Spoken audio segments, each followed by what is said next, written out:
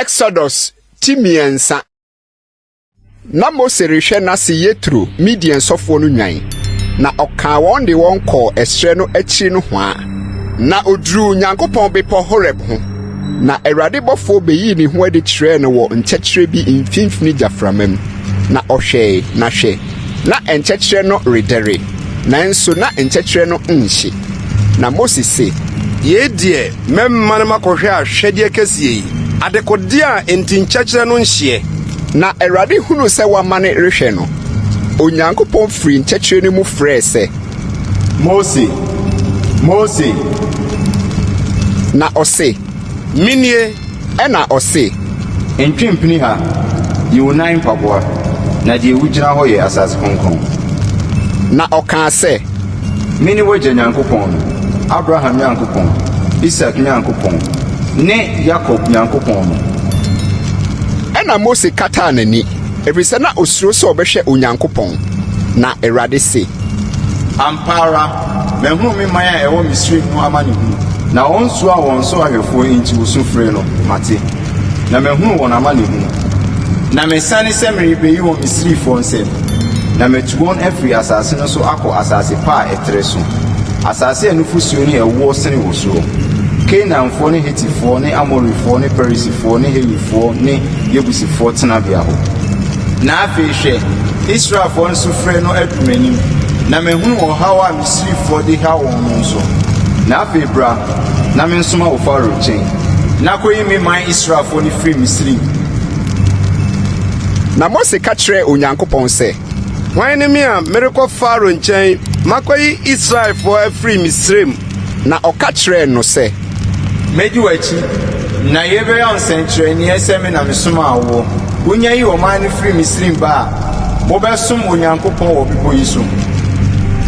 Na Mose ka kyerɛ Onyankopɔn sɛ, Na sɛ meduru Israelfoɔ nkyɛn, na meka kyerɛ wɔn sɛ, mo agyanom Nyankopɔn asoma me mo nkyɛn, na wɔka kyerɛ me sɛ, ne din de sɛn a, sɛn na mense wɔn. Na Onyankopɔn ka kyerɛ Mose sɛ, Miara ne miara. Na ɔse, Sɛdeɛ ka kyerɛ Israelfoɔ no nie, miara na asoma me mo nkyɛn. Na Onyankopɔn ka kyerɛ Mose bio sɛ, Sɛdeɛ ka kyerɛ Israelfoɔ no nie, Awurade, mo agyanom Nyankopɔn, Abraham Nyankopɔn, Isaac Nyankopɔn, ne Jacob Nyankopɔn na wasoma me mo nkyɛn.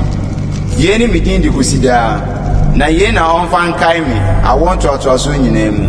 Kɔ, na kɔboaboa Israel mpanimfoɔ ano, na ka kyerɛ wɔn sɛ, Awurade, mo agyanom Nyankopɔn, Abraham, Isaac, ne Jacob Nyankopɔn no ayi ne ho akyerɛ me sɛ, hwɛ na mabɛhwɛ mo ne deɛ ɔreyɛ mo wɔ Misraim no.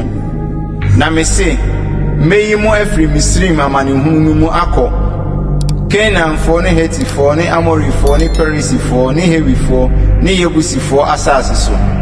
Asase a nufusuo ne ɛwɔ sene wɔ soɔ no.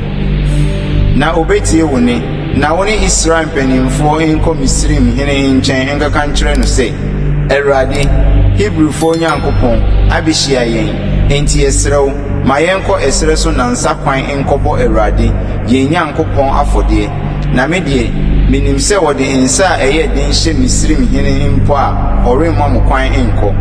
Enti mɛtene me nsa de ma wanwadeɛ a mɛyɛ wɔ hɔ no nyinaa mabɔ Misraim, na ɛno akyiri na ɔbɛma mo akorɔ. Na mɛma ɔman yi anim abɛnyam wɔ Misraimfoɔ anim. Na ɛbɛba sɛ mobɛkorɔ no, morenkɔ no nsapan. Na mmaa misabisa wɔn afipamfoɔ ne wɔn afitenafoɔ nkyɛn dwetɛ nweneɛ ne sika nweneɛ ne ntoma. Na momfa nhyehyɛ mo mmabarima ne mo mmabaa, na Misrifoɔ no ma no nyɛ mo asadeɛ.